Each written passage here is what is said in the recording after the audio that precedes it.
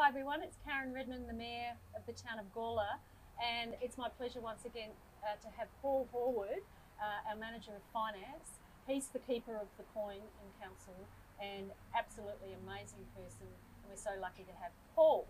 We are here. Hello Paul. Hello Mayor, how are you? Oh look, I'm really fantastic. We are standing on the balcony of the town hall, in case you're wondering, and we've got the beautiful institute behind us. I can see the National Bank across the road. I can see St George's Church. I can see a heap of palm trees.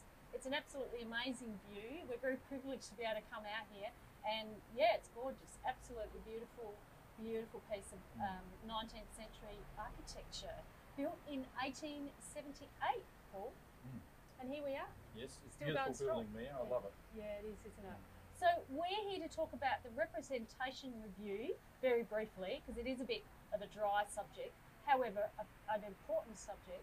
But more importantly, in my view, we're also going to give you some insights into our draft budget 21-22 that was endorsed for public consultation last night at a special council meeting, which we both attended. Yes. Yes. Yes, we got there in the end. We did. We did. It was a really interesting discussion, wasn't it? No, yeah. very much yeah. so. Yeah. It's online on YouTube if you want to check it out. So, but firstly, the representation review.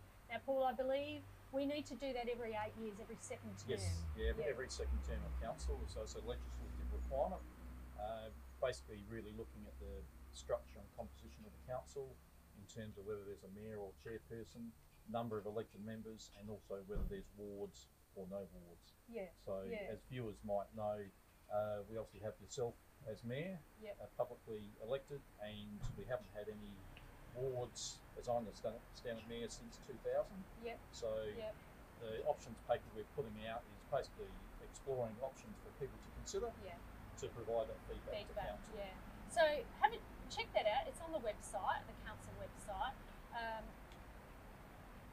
Public consultation finishes on the 20th of May.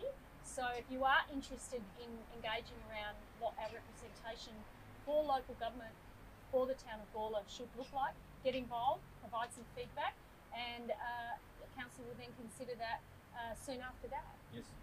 So enough about representation review, budget. I love budgets. Exciting stuff, isn't it? Oh, I love it. Yeah, it keeps me up at night. It doesn't keep you up at night, surely? No. I sleep like a baby. Yes.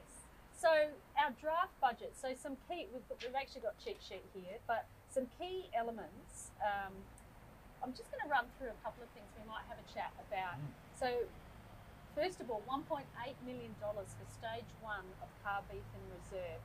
Now we got over $900 from a recent state government funding announcement in partnership with local government. It was part of the COVID stimulus packages, which was a great initiative, I think initiated by the LGA, local government and state government, so it's fabulous. So Carbeathan Reserve and Gawler are real winners. So that was endorsed as part of the draft budget.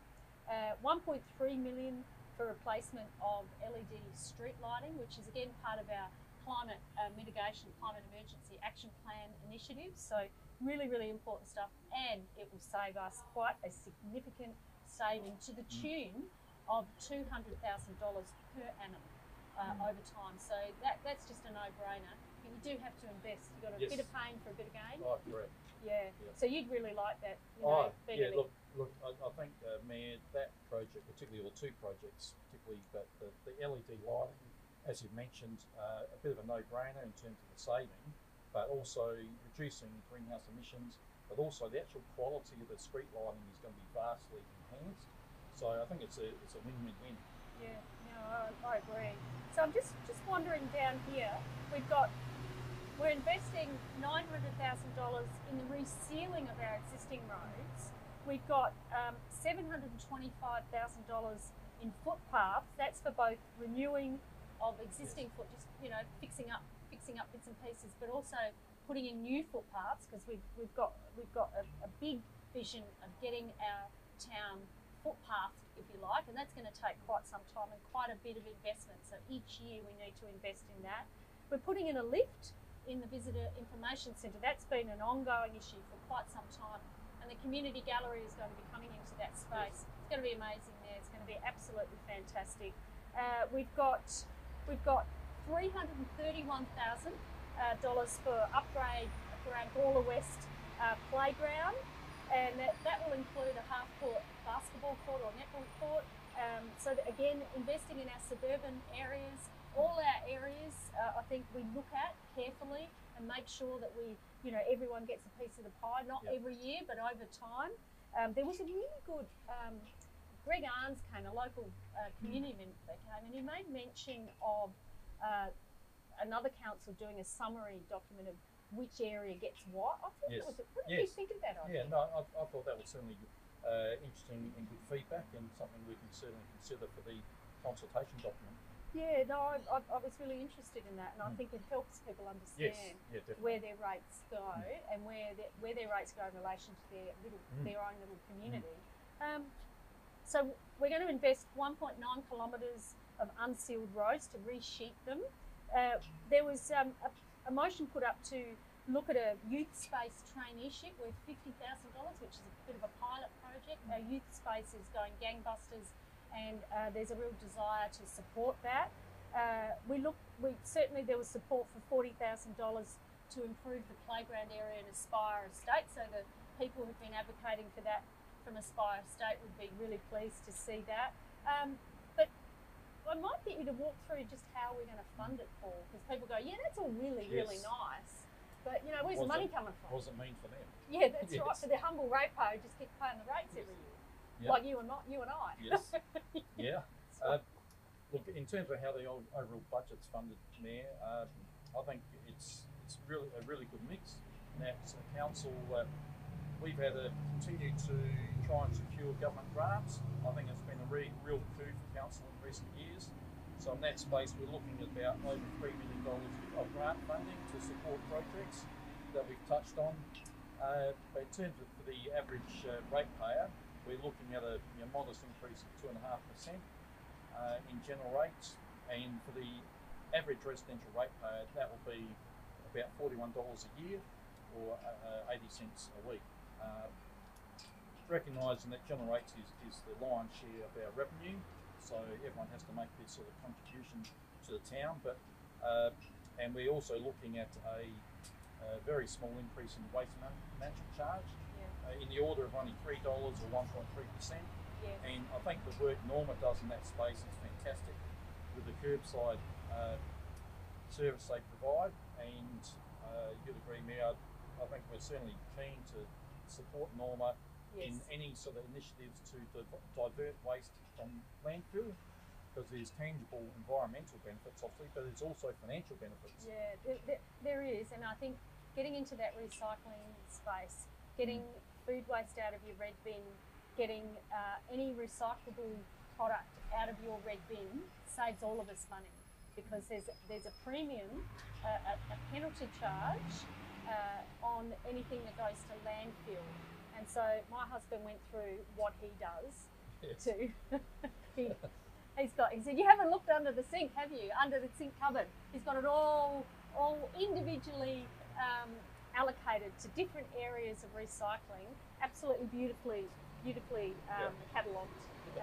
But there was a guy from Gawler that was on the news the other night that does exactly the same thing, and more people in Gawler in particular are doing the right thing, and it's showing up in our data of the percentage of recycling that's coming out of the red bin, and we're nearly up to 40%, I think. Yeah, I think we're just over 40%. Just over 40%. We're well ahead of other councils in that space, as I understand, Mayor. So keep going and keep doing what you're doing in recycling, because it actually saves us money.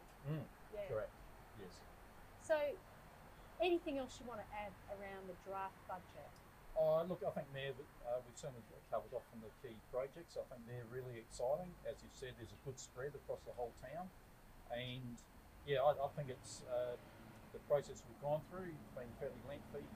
As you know, we had the 4 workshops, and so the process we've gone through is very robust to where we are now. And so we're obviously seeking now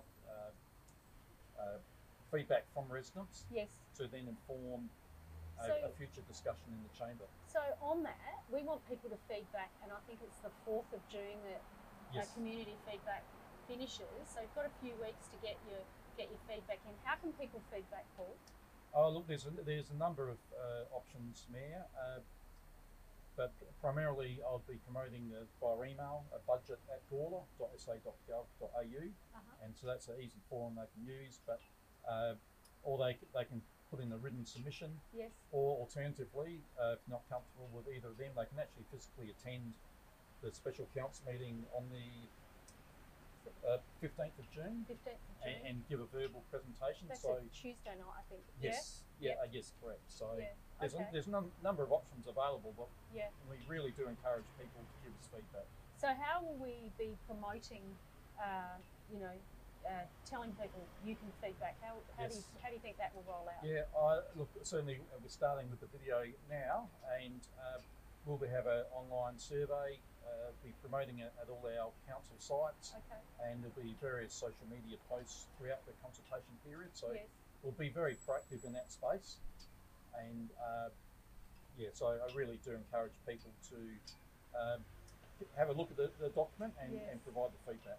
Okay, well thank you very much for coming along, Paul, Yeah, and pleasure, man. explaining and all your hard work as it relates to probably the most important decision that council makes is around how we spend money and what we deliver for the community. And I don't think I mentioned the beautification initiative. There's a number of those.